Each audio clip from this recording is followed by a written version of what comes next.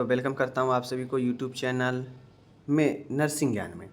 आज का वीडियो होने वाला है GNM second year medical surgical nursing 2। यहाँ पे 2 होगा, ठीक है। चूँकि हम लोग 1 का तो कल डिफिनीसन देखें ही, आज हम लोग एमएसएन 2 का देखेंगे, जो कि आपका सब्जेक्ट दूसरा है, पेपर नंबर 2 है। इसमें भी हम लोग डिफिनीसन एंड टर्मिनोलॉजी देखेंगे। हम पहले ही बता चुके हैं कि जो 4 सब्जेक्ट है, चारों सब्जेक्ट में 5-5 4-4 वीडियो आएगा, जिसमें हम लोग टोटल इम्पोर्टेंट डिफिनीसन को देखने वाले हैं।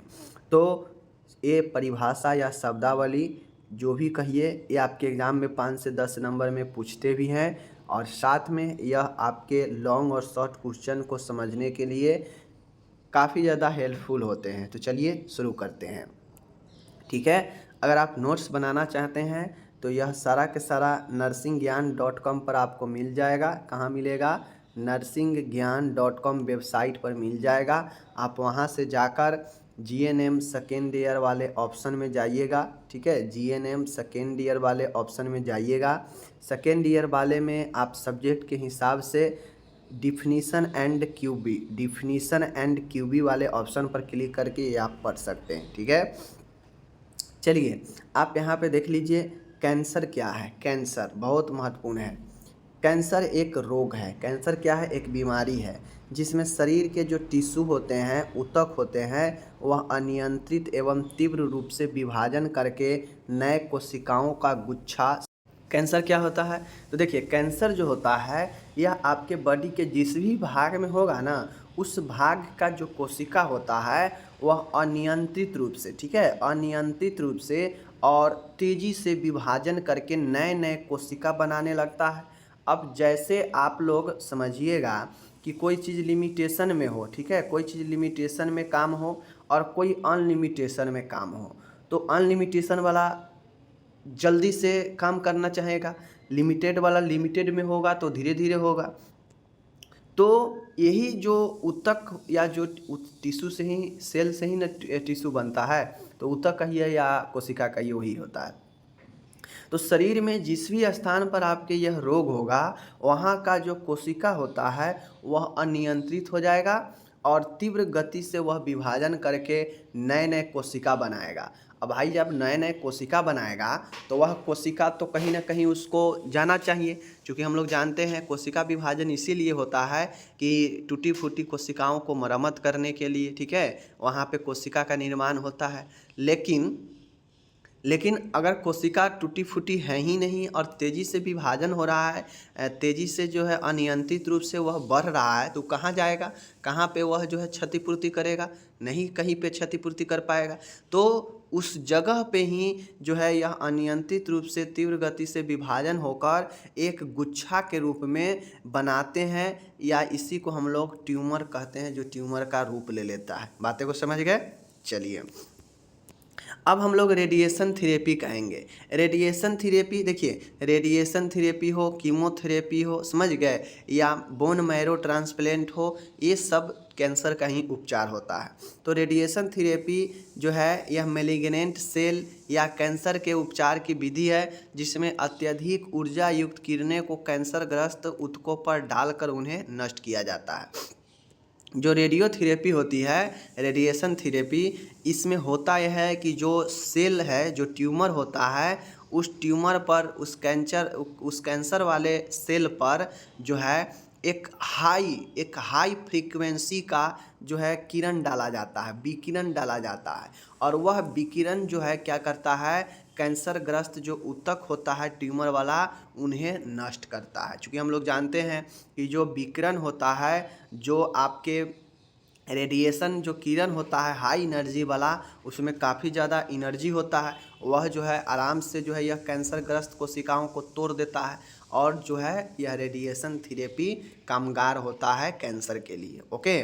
तीसरा है कीमोथेरेपी। कीमोथेरेपी कहने का मतलब है कीमो प्लस थेरेपी, मतलब रसायन उपचार। इसमें कैंसर के लिए विशेष दवा होता है, जो बिल्कुल जो एलोपैथिक वगैरह केमिकल का बना होता है, वही जो है कैंसरग्रस्त कैंसर का विशेष रासायनिक दवा होता है, जो ये दवा के द्वारा जो है इसका उपचार किया जाता है और यही जो है कीमोथेरेपी कहलाता है। ये रासायनिक दवाएं कैंसर के कोशिकाओं को वृद्धि को कम करता है या इसे नष्ट करता है। तो कीमोथेरेपी स्टार्टिंग में ही जो है प्रभावी रहता है, एक फर्स्ट सेकेंड स्टेज में ही यह जो है कैंसर वाला जो दवाई कीमोथेरेपी चलता है यह प्रभावी होता है। दवाई से ठीक जो है फर्स्ट सेकेंड स्टेज में ही हो सकता है, उसके बाद जो है आपको सर्जरी या रेडियोथेरेपी यही सब कराना पड़ेगा। तो कीमोथेरेपी होता है जिसमें एक विशेष दवाई के द्वारा, विशेष रसायन के द्वारा कैंसर का इलाज किया जाता है। कैंसर कोशिका का जो रसायन क्या करता है कि जो कैंसर कोशिका है उसको वृद्धि को कम करता है, इन्हें नष्ट करता है। कीमोथेरेपी हो गया। ओके। चौथा है रक्त कैंसर, ब्लड कैंसर या इसी को ल्यूकोमिया कहते हैं। ल्यूकोमिया यह कैंसर का एक प्रकार है, ठीक है। यह कैंसर का अलग अलग प्रकार है, जैसे ल्यूकोमिया हो गया, ब्रेस्ट कैंसर हो गया, लंग्स कैंसर हो गया, प्रोस्टेट कैंसर, कोलोन कैंसर, बहुत सारे कोलोन, बॉडी के हर एक पार्ट में कहीं भी कैंसर होगा तो वह अलग अलग प्रकार में आ जाता है। तो ल्यूकोमिया रक्त कैंसर होता है, जिसे ब्लड कैंसर आम भाषा में कहते हैं। यह कैंसर का एक प्रकार है, टाइप्स है, जिसमें रक्त में श्वेत रक्त कोशिकाओं में अनियंत्रित एवं तीव्र कोशिका विभाजन होते हैं। जिसमें होता यह है कि जो आपके WBC है उस WBC में जो सेल होता है, चूँकि हम लोग जानते हैं कि ब्लड एक तरल संयोजी ऊतक है, तो उसमें भी तरल संयोजी ऊतकों से बना है, तो ब्लड में भी कोशिका है। तो जो श्वेत रक्त कोशिका है यह अनियंत्रित एवं तीव्र कोशिका विभाजन होते हैं। WBC में भी जो कोशिका का विभाजन है तेजी से और अनियंत्रित होने के कारण जो है इसमें अपरिपक्व श्वेत रक्त कणुओं का निर्माण होता है। अब जो मैच्योर कोशिका होना चाहिए उसका मात्रा कम हो जाता है, और जो इमेच्योर होता है मतलब अपरिपक्व जो रक्ताणु होता है, जो कोशिका होता है रक्त का, उसका निर्माण बढ़ जाता है। अब ये अपरिपक्व श्वेत रक्त कणु, जिसे हम लोग कोशिका भी कहते हैं, यह शरीर में रक्त, अस्थि मज्जा एवं लसिका तंत्र में जमा हो जाते हैं, और जमा होकर वहीं पे जो है आपको यह जो है पूरे ब्लड में फैल जाती है। इसीलिए कहता है ब्लड कैंसर बहुत खतरनाक होता है। एक बार अगर ब्लड में कैंसर पकड़ लिया, अगर नहीं शुरुआत में इसका ट्रीटमेंट हो सका तो धीरे धीरे यह पूरे ब्लड में फैल जाएगा और फिर जीना मुश्किल है व्यक्ति का, समझ गए। चूँकि ब्लड एक तरल है, अब ये ब्लड एक तरल है, अब इस ब्लड में यहाँ पे मान गए कोई कैंसर सेल उत्पन्न हो गया, तो यह सेल पूरे ब्लड में धीरे धीरे फैलते जाएगा, फैलते जाएगा, फैलते जाएगा, पूरे ब्लड में फैल जाएगा, ठीक है ना। तो यही जो है रक्त कैंसर होता है, ठीक है। आगे चलिए, पाँचवा में है प्रोस्टेट कैंसर। प्रोस्टेट कैंसर कहने का मतलब है प्रोस्टेट में होने वाला कैंसर। देखिए कोई भी कैंसर हो, कैंसर सेम चीज़ें हैं, अनियंत्रित रूप से वृद्धि, अनियंत्रित रूप से विभाजन, और यही जो है वृद्धि और विभाजन अनियंत्रित रूप से एक ट्यूमर बनाता है, ठीक है। और यही ट्यूमर को जो है कैंसर सेल कहलाता है। ओके। तो आपको बॉडी के जिस भी पार्ट में ऐसा चीज़ें हो वह उस पार्ट का कैंसर कहलाएगा। जैसे प्रोस्टेट कैंसर है, तो प्रोस्टेट कैंसर है मतलब प्रोस्टेट जो ग्लैंड है उसके कोशिकाओं में अनियंत्रित और तीव्र विभाजन होने से जो नए नए कोशिकाएं हैं उसका तेज़ी से निर्माण होता है, और वहाँ पे एक गुच्छा बनाकर उसे ट्यूमर का रूप ले लेता है, उसे प्रोस्टेट कैंसर कहते हैं, समझ गए।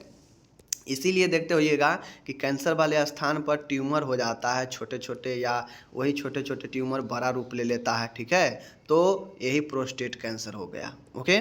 चलिए, स्तन कैंसर, तो ठीक वही है, स्तन कैंसर भी वही है। स्तन वाले जगह में स्तन जो है, मेमोरी जो है ग्लैंड है, उसमें स्तन वाले टिश्यू जो है वह क्या होगा, अनियंत्रित रूप से अनकंट्रोल और तेज़ी गति से विभाजन होकर वृद्धि करेगा, और फिर जो है वह स्तन के किसी जगह में ट्यूमर का रूप लेगा, और वही जो है कैंसर सेल कैंसरग्रस्त हो जाता है, ठीक है। यह एक असमान स्थिति है। ब्रेस्ट कैंसर जो है यह एक असमान स्थिति है, जिसमें स्तन का जो कोशिका होता है या ऊतक होता है उसमें कैंसर विकसित हो जाता है, ठीक है।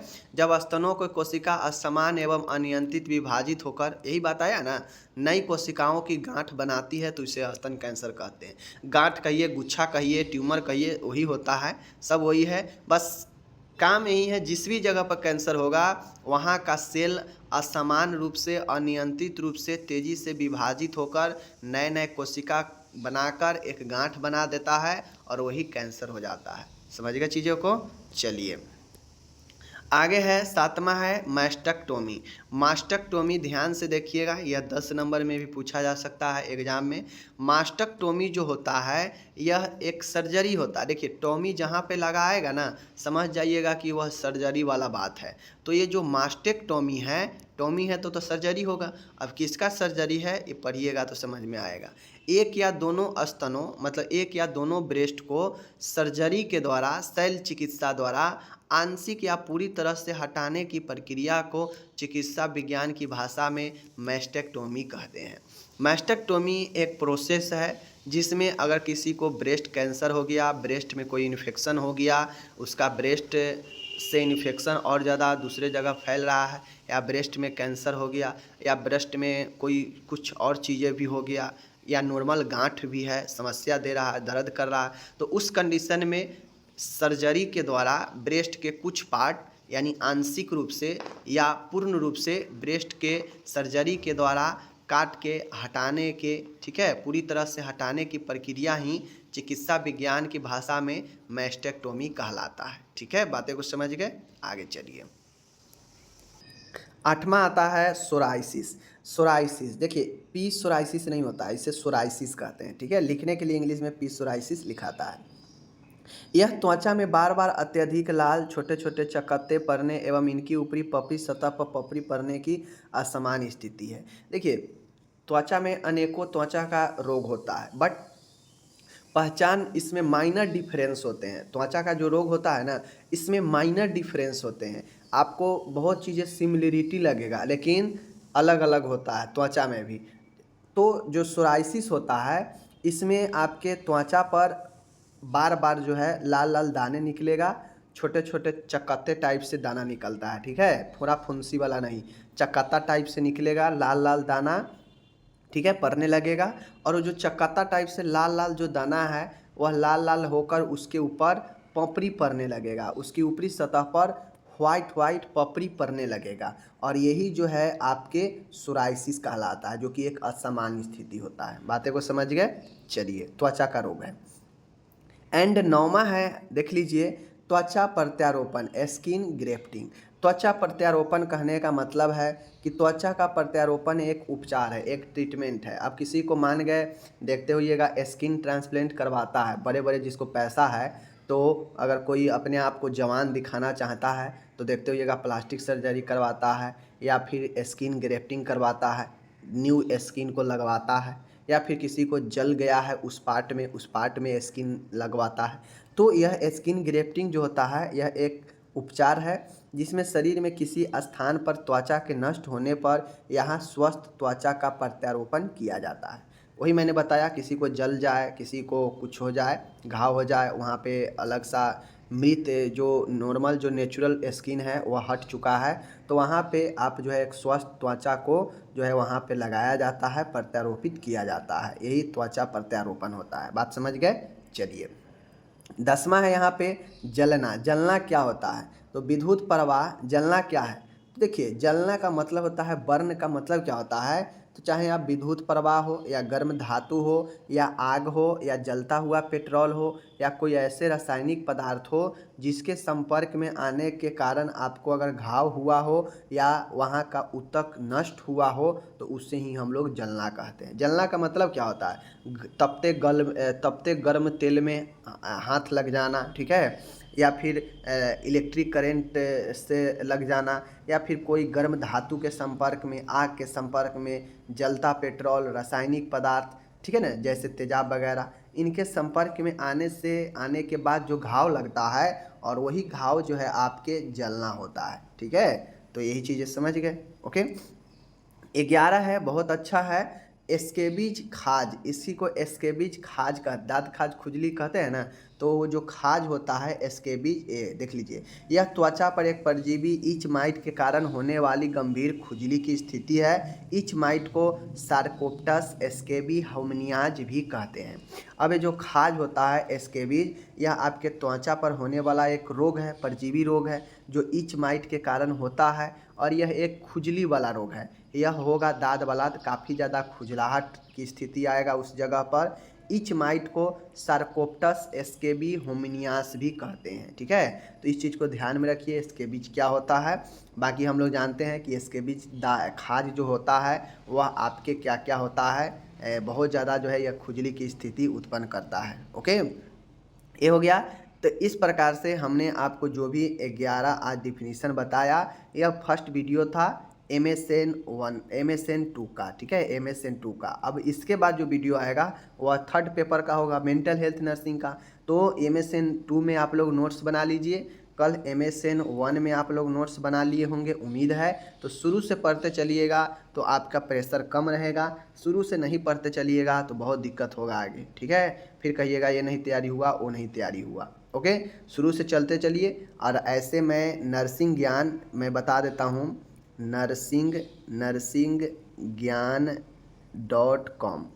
ज्ञान.com पर मैं सारा चीज़, क्वेश्चन बैंक भी दे चुका हूँ, सब्जेक्टिव पूरा दे चुका हूँ। ठीक है, उसके बाद जो लॉन्ग यूनिट बाई जो प्रश्न है जो आपको पढ़ना है वह मैंने 5-5 सब्जेक्ट सबका दे दिया है। और ये जो डिफिनीशन अभी जो करा रहे हैं यह सब वेबसाइट पर ही आपको मिल जाएगा, नर्सिंगज्ञान.com पर। बस आप जो भी ईयर में है आपको अपनी ईयर्स में जाना है और वहाँ पे सब्जेक्ट वाइज आपको सब चीज़ मिल जाएगा। ठीक है, मिलेंगे अगले वीडियो में, अपना ख्याल रखिएगा, धन्यवाद।